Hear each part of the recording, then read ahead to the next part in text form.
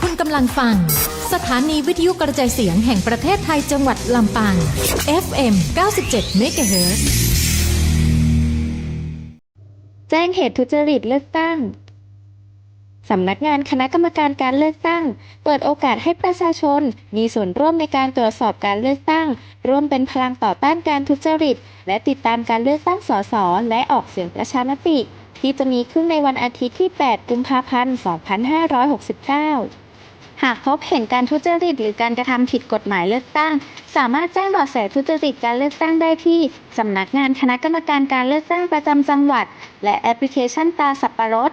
รายงานสถานการณ์ได้ทันทีผ่านข้อความภาพเสียงหรือวิดีโอ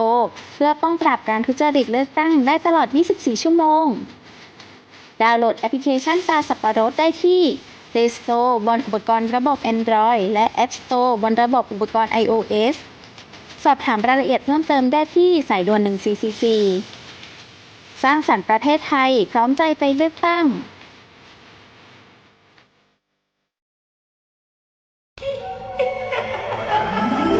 กระจกวิเศษจงบอกข้าเถิดใครงามเลิศในปัทภี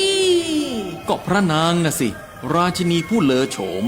ดูสิตั้งแต่ท่านพาชาวประชางดเผาป่าและขยะในครัวเรือนชาวไร่ชาวนาก็งดเผาตอสั่งข้าวฟางข้าวหันไปไถกลบทำปุ๋ยหมักแปรรูปเป็นอาหารสัตว์หรือเอาไปอัดเป็นก้อนแทนอากาศก็ดีไม่มีฝุ่น PM 2.5 คอยกวนใจ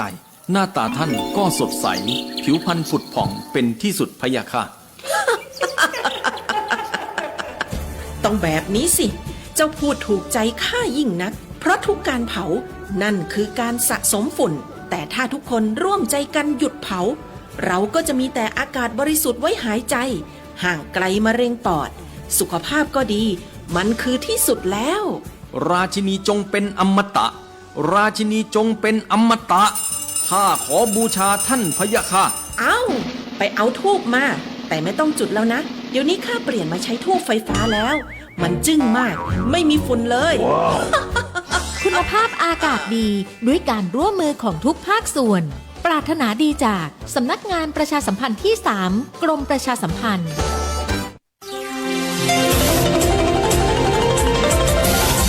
วิทยุแห่งประเทศไทยให้ความรู้คู่ความสุขที่นี่สถานีวิทยุกระจายเสียงแห่งประเทศไทยจังหวัดลำปางทำการส่งกระจายเสียงในระบบ FM ความถี่ 97 เมกะเฮิรตซ์จากนี้ไปเชิญติดตามรับฟังรายการเกษตรสัมพันธ์ค่ะ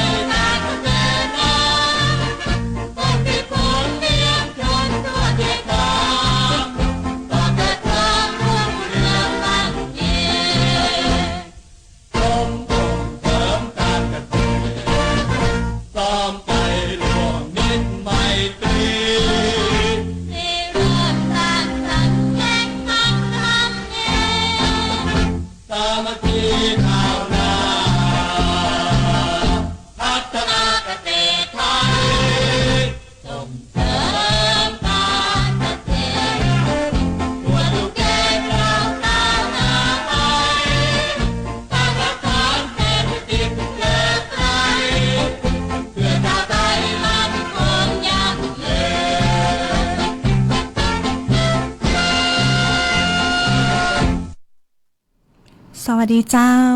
สวัสดีท่านผู้ชมและท่านผู้ฟังเจ้าขอต้อนรับเข้าสู่รายการเกษตรสัมพันธ์เจ้าออกอากาศทางสถานีวิทยุกระจายเสียงแห่งประเทศไทยจังหวัดลำปางนะเจ้าระบบ FM 97 เมกะเฮิรตซ์นะเจ้าและอีกหนึ่งช่องทางนะเจ้าที่เราสามารถติดตามรับชมรับฟังกันได้ก็คือผ่านทาง Facebook Live เพจสวทลำปางกรมประชาสัมพันธ์นะเจ้าวันนี้นะคะท่านผู้ชมและท่านผู้ฟังนะเจ้าอยู่กับดีเจเมย์นะเจ้าจุฬาลักษณ์แต่งอ่ำนักวิชาการส่งเสริมการเกษตรชำนาญการจากสำนักงานเกษตรจังหวัดลำปางเจ้าวันนี้ดีเจเมย์มาพร้อมกับแขกรับเชิญนะเจ้าเดี๋ยวจะให้ทางแขกรับเชิญเฮานะเจ้าได้แนะนำตัวเนาะให้ท่านผู้ชมและท่านผู้ฟังนะเจ้าได้รู้จักชื่อเสียงเรียงนามเนาะเปิ้นมาจากสำนักงานเกษตรอำเภอ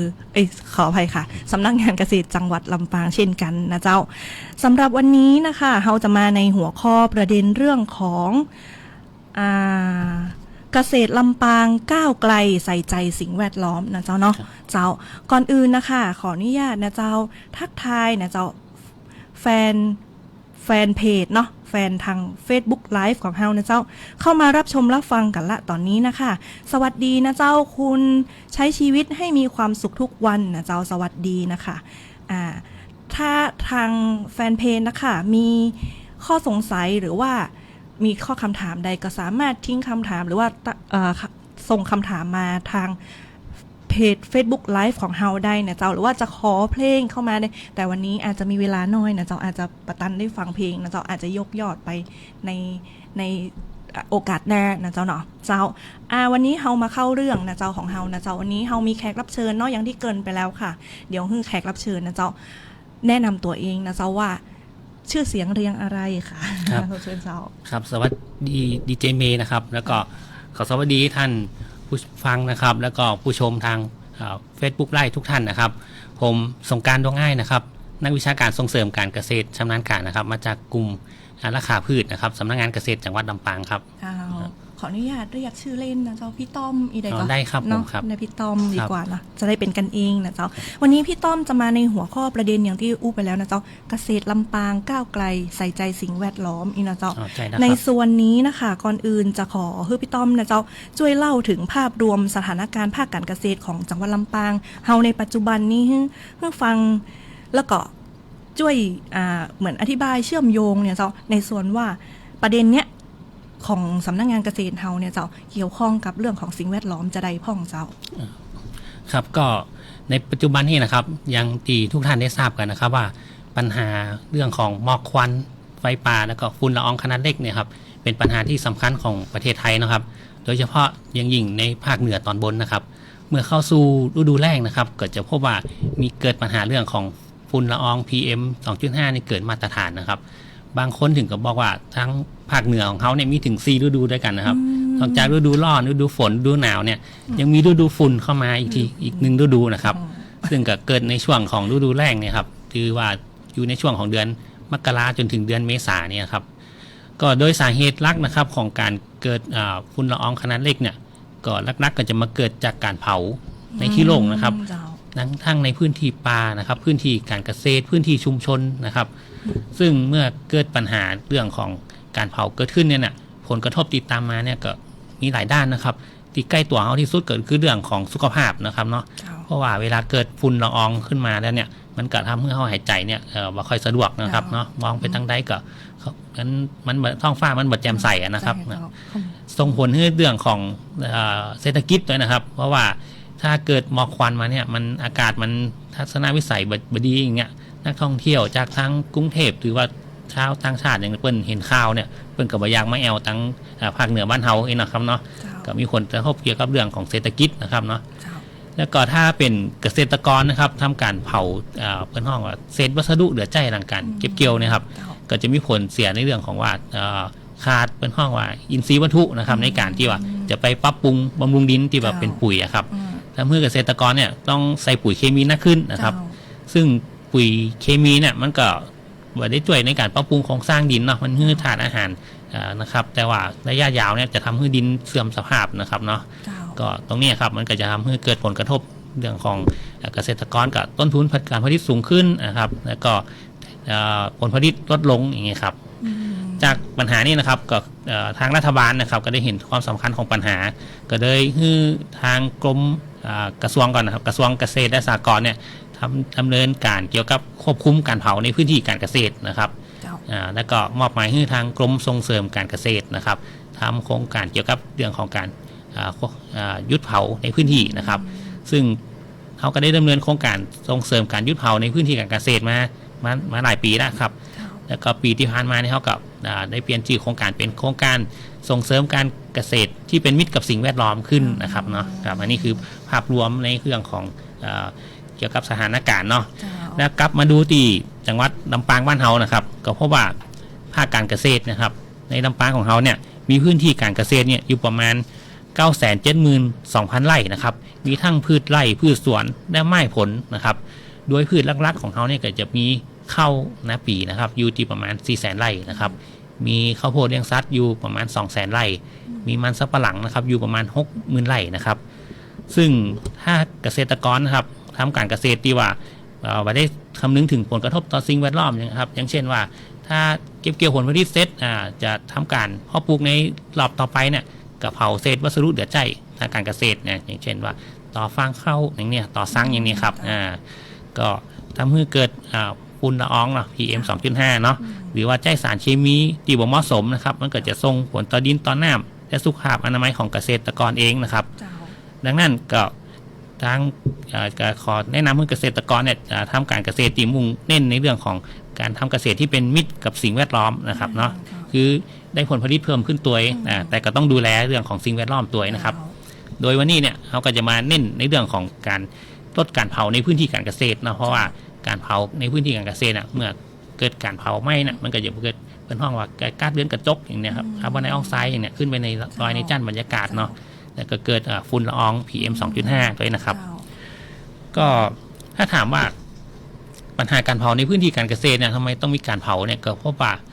จากข้อมูลของกรมส่งเสริมการเกษตรเขาเนี่ยนะครับบอกว่าพืชที่มีปัญหาเรื่องการเผาเนี่ยมีอยู่3ชนิดต่ออันครับ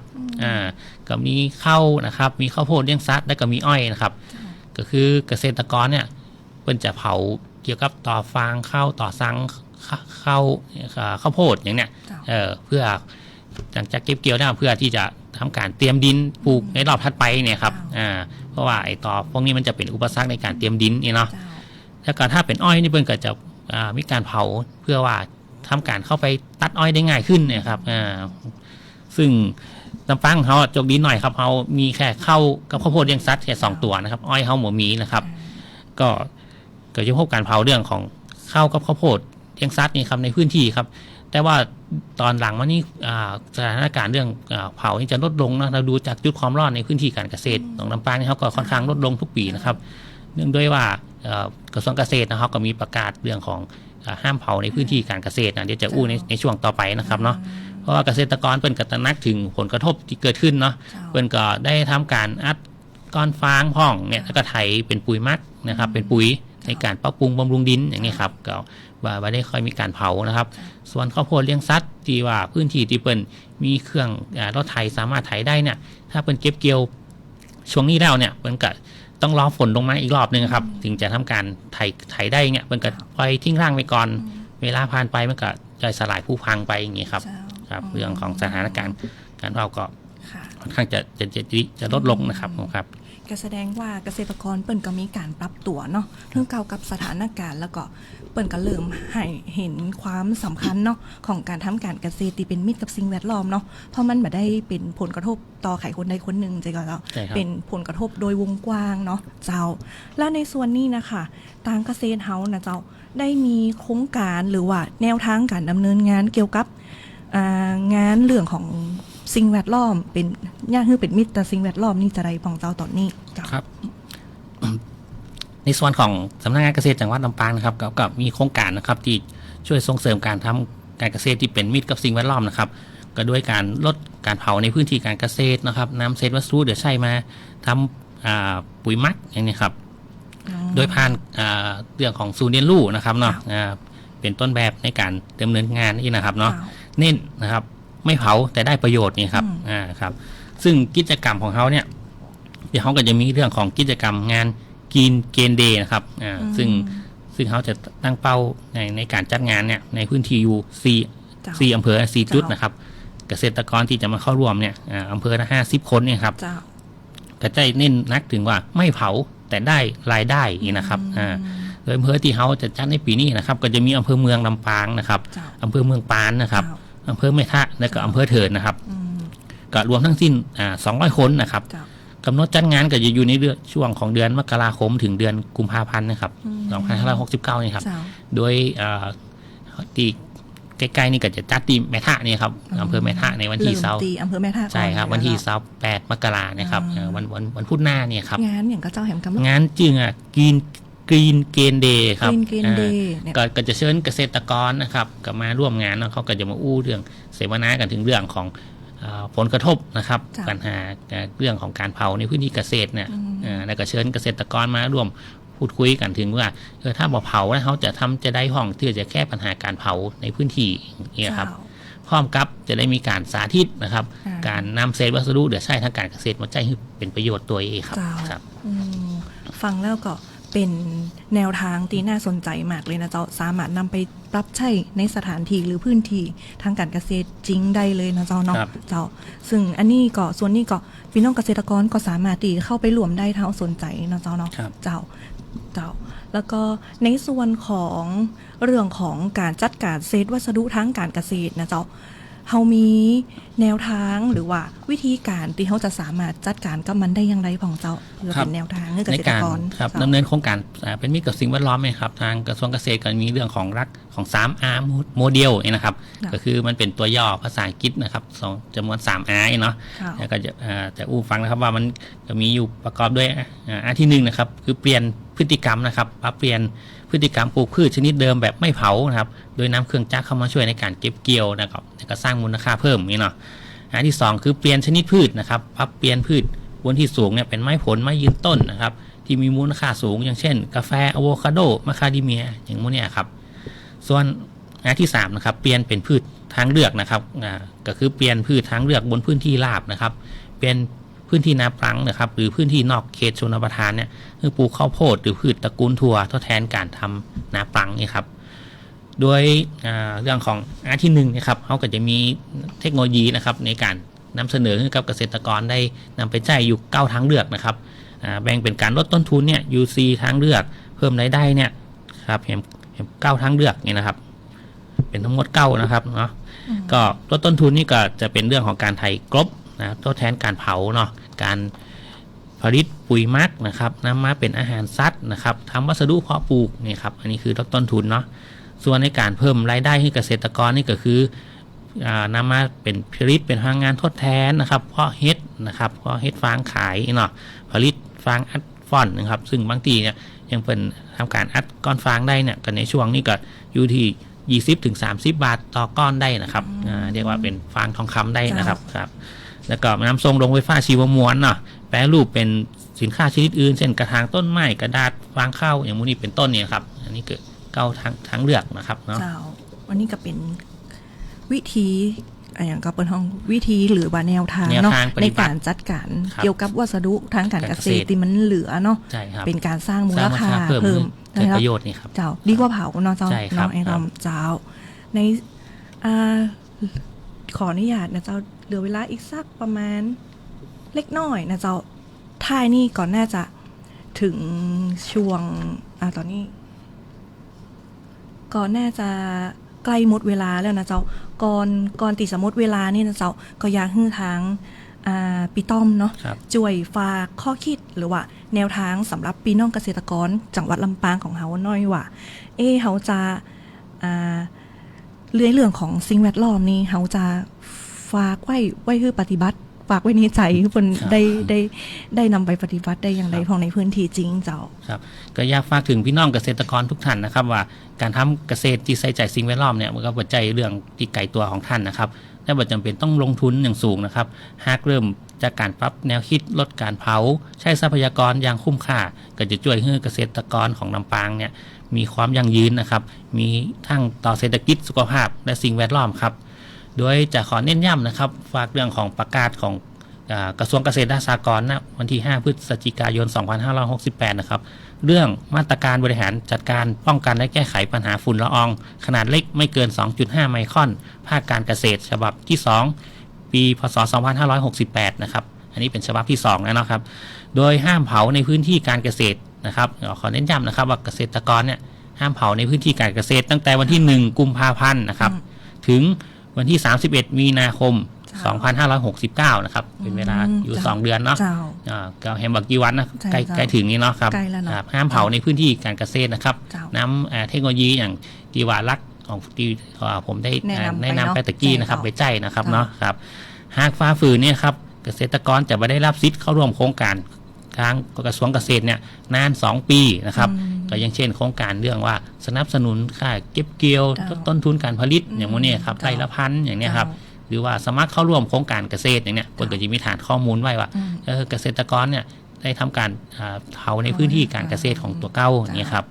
แต่กับยกเว้นนะครับยกเว้นการช่วยเหลือเกษตรกรผู้ประสบภัยพิบัติด้านการเกษตรเนี่ยก็ยังคงช่วยเหลือตามปกติครับครับอันนี้ก็ฝากย้ำไว้แล้วก็ประกาศห้ามเผาของทางวัดลำปางนะครับก็เดี๋ยวก็คงจะตามมาเร็วๆนี่นะครับอยู่เรื่องรอบทางประกาศนะครับผมครับแต่ว่าถ้าถึงแม้บ่มีประกาศนะครับเพิ่นก็จะมีเรื่องกฎหมาย